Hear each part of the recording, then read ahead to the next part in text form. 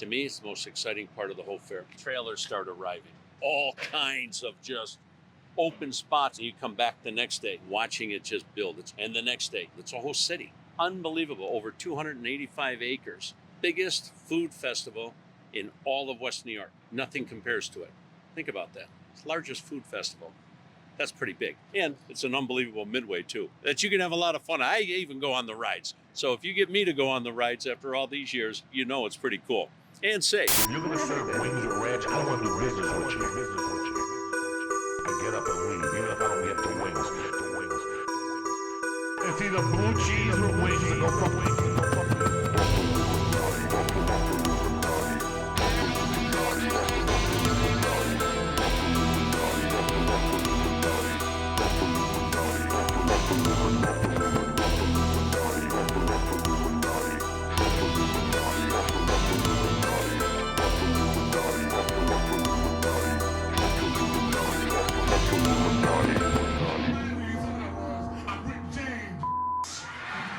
That's right, never mind who you thought it was. This is the Buffalluminati Podcast, and we are here live at the Erie County Fair.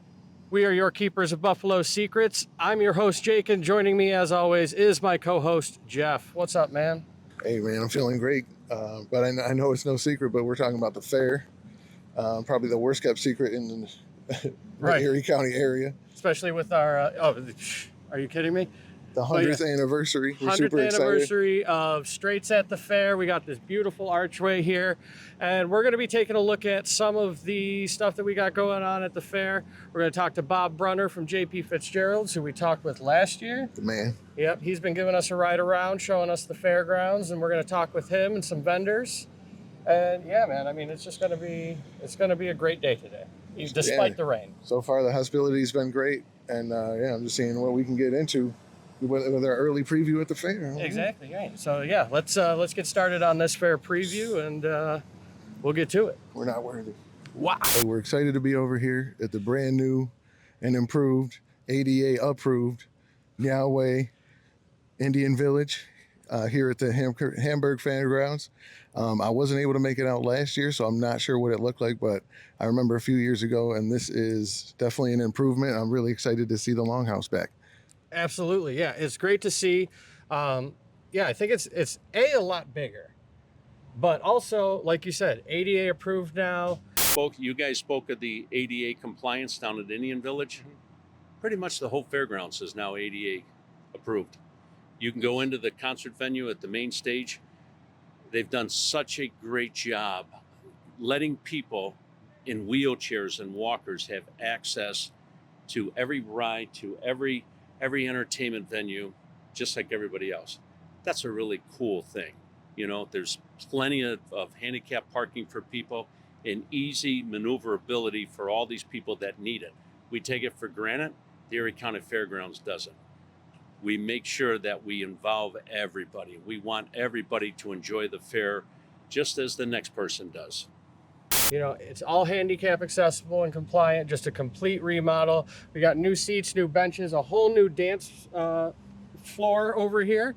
And then, like we said, the Longhouse Learning Village, or the Longhouse Learning Center, right here at the Yahweh Village here at the Erie County Fair. It looks beautiful. All right, what's going on, guys? I am here with Mike from the Celiac. It is a all gluten-free food tent right here in the Erie County Fair. Mike, do you want to tell us a little bit more about how you came up with this concept and like what do you have to offer here when people come to the fair? Yeah, for sure. So my wife actually was diagnosed in 2021 with celiac disease, which means that she can't have gluten in any way, shape, or form. And oddly enough, I'm a firefighter here in the town of Hamburg that covers the fair. So we used to spend a lot of time here at the fair. And all of a sudden, for her to not be able to eat anything was really kind of sad for her. That first year, we walked around and she just felt deflated that there was nothing. And even if there was something, you had to ask questions and you weren't sure. So we decided, like, hey, is there any way to replicate any of those classic fair foods in a gluten-free format, like deep fried Oreos and funnel cakes and corn dogs? And it turns out, after a lot of trial and error, that there is a way to do it. So we spent about a year working on recipes and perfecting it, and then took it to the fair, and here we are. This is our second year. Awesome, yeah, and this is an impressive kitchen. I just want to get a quick shot of it. Just look at how clean it is too, by the way. So not only gluten-free, clean, great food.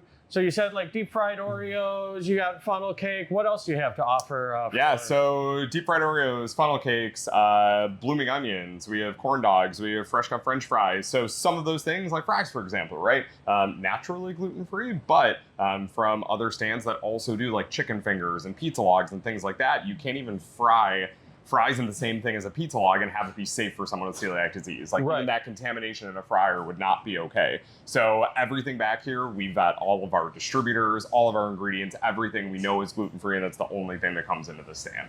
Awesome, awesome. And so we have your stand here, but what is your favorite activity when you get to step out from making all this great gluten-free food? Where do you like to go? Is there a place you like to eat since you can go to the other places, or just an activity? Yeah, so I would say for me, I grew up at the fair, so I was in the fair marching band back in the day, and then the fire company, and now I own a stand here. I love just all the free entertainment. So the entertainment complex down at the Avenue of Flags, they have that entertainment complex, and it's great to just see all the things you can do at the fair just by coming in the gate, you know, and of course the people watching. Right. Too. Oh, of course, yes.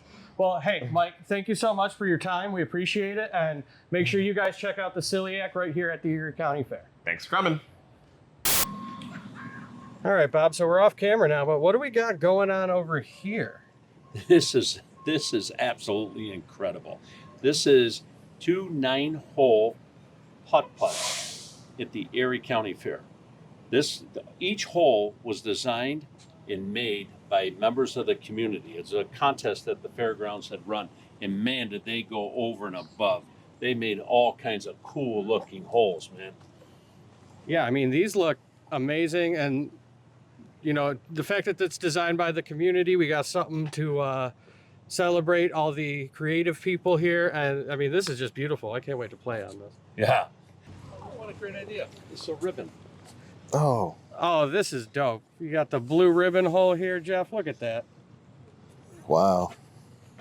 That's amazing. That's so And there's two holes. Yeah. You get the win hole and the fail hole. Is that a pond? Is it? Marilla 4-H pond or farm.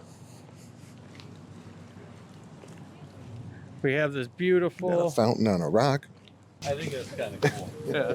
Throw a fire in there. Dude, this is amazing.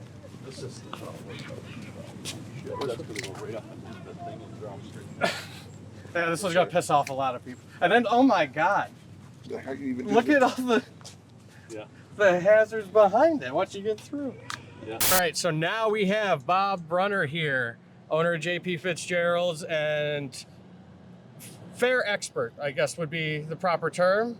If Yeah. you want to call me a fair expert, you can call me a fair expert. But Okay. this ride behind us is a big significance, has a big significance on what's going on at this year's fair, considering that it's 100 years that a Carnival Act has been together with a fairgrounds right here in Hamburg, New York. It's never been done in the history of this world, okay?